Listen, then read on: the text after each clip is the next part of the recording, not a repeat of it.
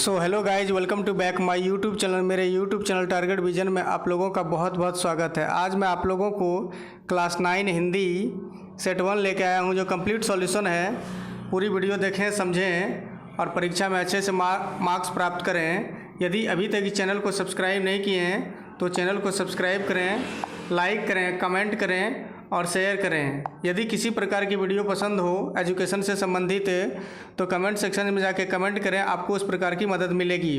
तो शुरू करते हैं। सबसे पहले है पैसेज, तो पढ़ते हैं। पैसेज में लिखा हुआ है, हमारे देश में कई प्रकार के त्योहार मनाए जाते हैं। इनमें कुछ धर्म से जुड़े होते हैं तो कई नए वर्ष के आगमन से जुड़े होते हैं। त्योहारों के कारण पूरा वर्ष उमंग से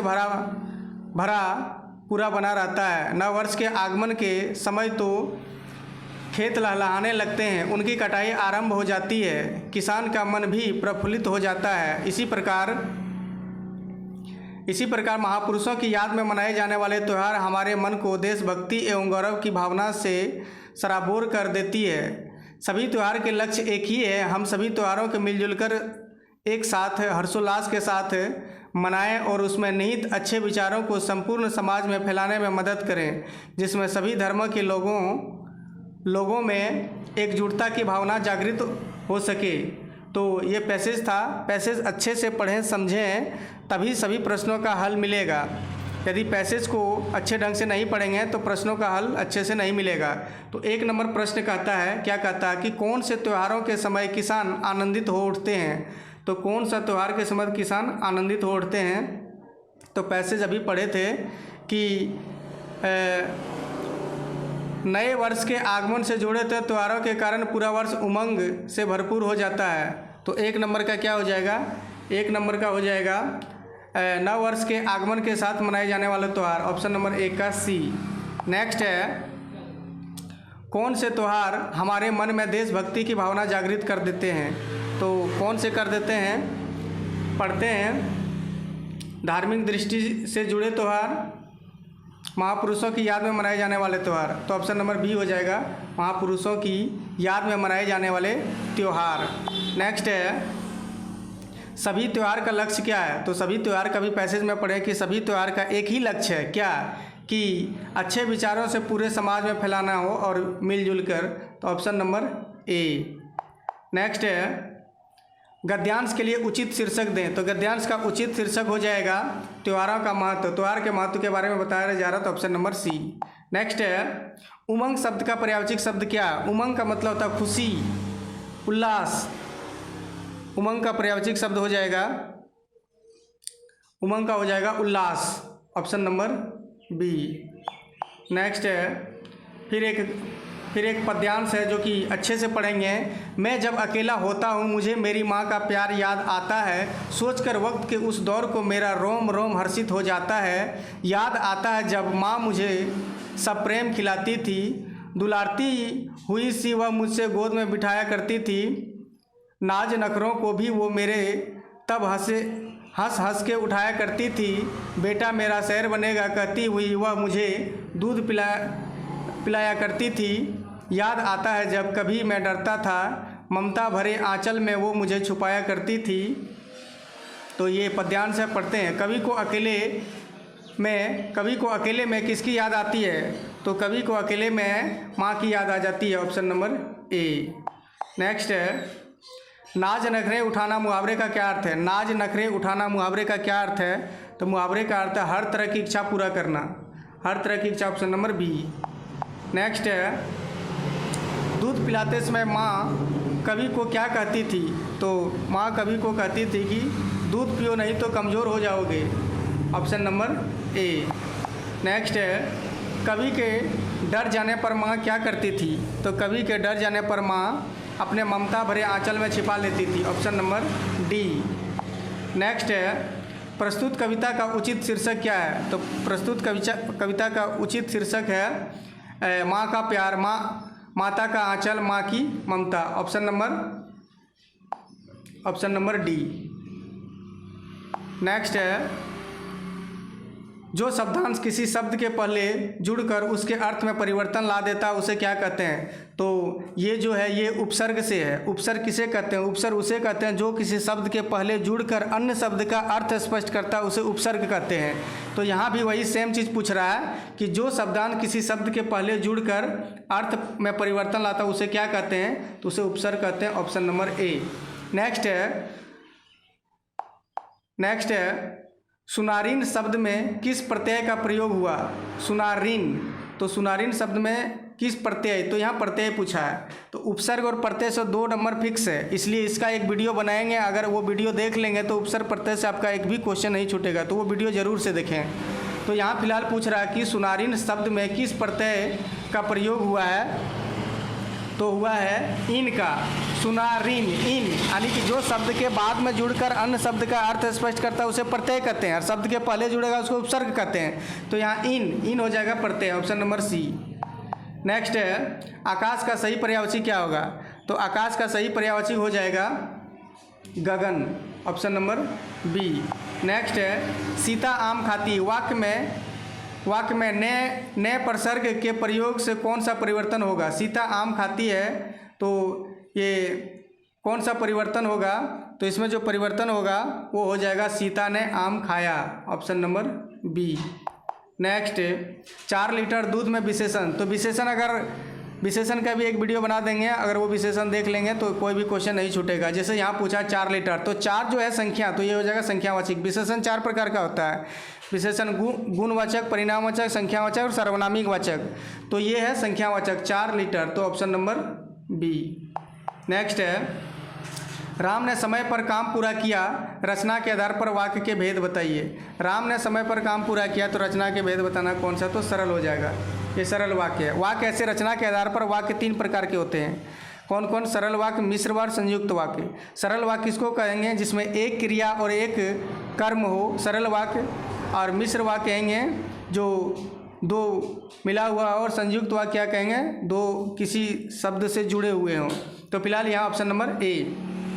17 नंबर कहता है मोहन ने कहानी सुनाई और सोहन हंसने लगा, रचना के आधार पर वाक्य का भेद बताइए। तो वाक्य कौन वाक्य? संयुक्त वाक्य, क्योंकि ये जुड़ा हुआ है। Option number B. नेक्स्ट है 9 2 11 होना। मुहावरे का सही अर्थ क्या? 9 2 11 होना का मतलब अर्थ होता है भाग जाना, तो इसका हो जाएगा ऑप्शन नंबर सी। नेक्स्ट है लड़का अच्छा है। इस वाक्य में वचन बदल देने पर विशेषण का क्या प्रभाव पड़ता है? तो वचन बदलने के लिए क्या हो जाएगा? लड़का का हो जाएगा लड़के। एक वचन बहुवचन। वचन 2 प्रकार के होते हैं, एक वचन बहुवचन। एक वचन किसको कहते हैं? जिसके एक होने का बोध हो उसको एक वचन। बहुवचन किसको कहते हैं? जो एक से अधिक होने का बोध हो उसे बहुवचन। तो यहाँ अगर वचन बदलने के लिए कहता है लड़का का लड़के हो जाएगा, यानी कि ऑप्शन नंबर ए हो जाएगा। नेक्स्ट है विशेषण पद के द्वारा जिसकी विशेषता बताई जाती है उसे क्या कहते हैं? उसे विशेषण कहते हैं। Option number A. नेक्स्ट है मोको कहाँ ढूंढ बंदे, मैं तो तेरे पास में, ना मैं देवल ना मैं मस्जिद ना काबे के लाश में, ना तो कोने क्रिया कर में ना ही योग बैराग में, खोजी होई तू तुरते मिलियो पल भर की तलाश में, कहे कबीर सुनो भाई साधो अब श्वास की श्वास में। ये कबीरदास के लिखा हुआ। तो प्रस्तुत पद के रचना कौन? कबीरदास ही करे। तो ऑप्शन नंबर ए। नेक्स्ट है मनुष्य किसे ढूंढता रहता? तो ईश्वर को।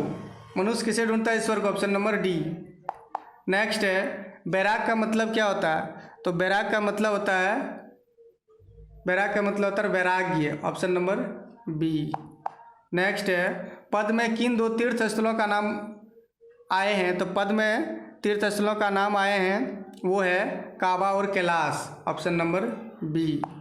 नेक्स्ट है सब सांसों की श्वास में, इस पंक्ति का क्या अर्थ है? तो इस पंक्ति का जो अर्थ है वो है ईश्वर सभी जीवों में कण कण में रहते हैं, इसका यही अर्थ है। Option number A. नेक्स्ट है मानसरोवर में कौन विहार करते हैं? तो मानसरोवर में कौन विहार करते हैं? तो हंस करते हैं। सरोवर तालाब। Option number B. नेक्स्ट है कबीरदास का जन्म कब और कहाँ हुआ था? तो कबीरदास का जन्म जो हुआ था 1938 ईस्वी काशी में। बहुत इंपॉर्टेंट क्वेश्चन है। 1938 काशी में। Option number A. नेक्स्ट है इनमें से कबीर की रचनाओं का संग्रह कौन है? तो कबीर की रचनाओं का संग्रह है बीजक। बीजक कबीरदास का बहुत ही महत्वपूर्ण है, ऑप्शन नंबर ए। नेक्स्ट है, पखा पखी का क्या अर्थ है?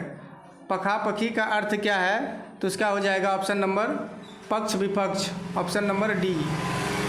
नेक्स्ट, संसार को किसके समान बताया है? संसार को जो बताया गया है वो कुत्ते के समान बताया गया, ऑप्शन नंबर सी।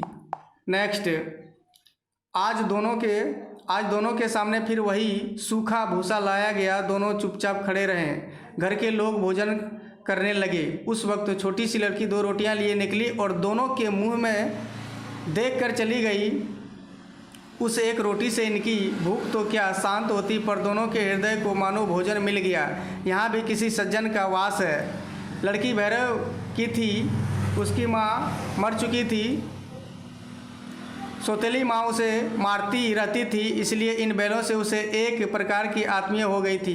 दोनों दिन भर जोते जाते, डंडे खाते अड़ते, शाम को थान पर बांध दिए जाते थे। रात को वही बालिका उन्हें 2 रोटियां खिला जाती थी।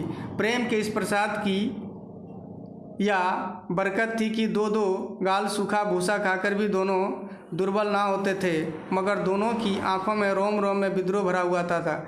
छोटी सी लड़की रात को दोनों को क्या खिला जाती थी? तो दोनों को क्या खिला जाती थी? रोटियां खिला जाती थी, ऑप्शन नंबर ए। सिंपल है। नेक्स्ट है, लड़की के पिता का क्या नाम था? तो लड़की के पिता का नाम जो था वो था भैरव, जो कि नेक्स्ट है, सौतेली माँ उसके साथ कैसा व्यवहार करती थी? तो सौतेली माँ उसके साथ जो व्यवहार करती थी वो उसे मारती थी, ऑप्शन नंबर बी। नेक्स्ट है, दोनों बैलों के साथ कैसा व्यवहार किया जाता था? तो दोनों बैलों के साथ वे दिन भर जोते जाते थे और डंडे खाते थे, ऑप्शन नंबर ए। नेक्स्ट है, उपयुक्त गद्यांश के लेखक कौन है? तो उपयुक्त गद्यांश के लेखक जो है वो Premchand, option number A. Next है, तिब्बत की औरतें चाय किस में कूटती थी? तो तिब्बत की औरतें चाय चोड़ी में कूटती थी, ऑप्शन नंबर ए। नेक्स्ट है, लेखक गलत रास्ते पर कितने मील चल गया? तो लेखक जो है 1.5 मील चल गया, ऑप्शन नंबर ए। नेक्स्ट है, शेर बिहार में कंजूर की कितनी हस्तलिखित पोथियाँ थी? तो कहता है कि शेखर बिहार में कंजूर की कितनी हस्तलिखित पोथियाँ थी? तो कितनी थी? 103 थी, ऑप्शन नंबर सी। नेक्स्ट है, लेखक लंडकोर के मार्ग में अपने साथियों से किस कारण बिछड़ गए? तो किस कारण बिछड़ गए? लेखक का घोड़ा धीमा चलने लगा और रास्ता भटक गया, ऑप्शन नंबर सी। नेक्स्ट है, वृंदावन की नदी का सांवला पानी किसकी याद दिलाता है? तो दिलाता है कृष्ण की। तो ये 40 प्रश्न फर्स्ट टर्म से संबंधित जो कि बहुत ही महत्वपूर्ण है परीक्षा के दृष्टिकोण से। परीक्षा की डेट आ गई है, अच्छे से समझें और अच्छा मार्क्स प्राप्त कर दें। अगर वीडियो पसंद हो तो लाइक करें, शेयर करें, कमेंट करें। जय हिंद दोस्तों।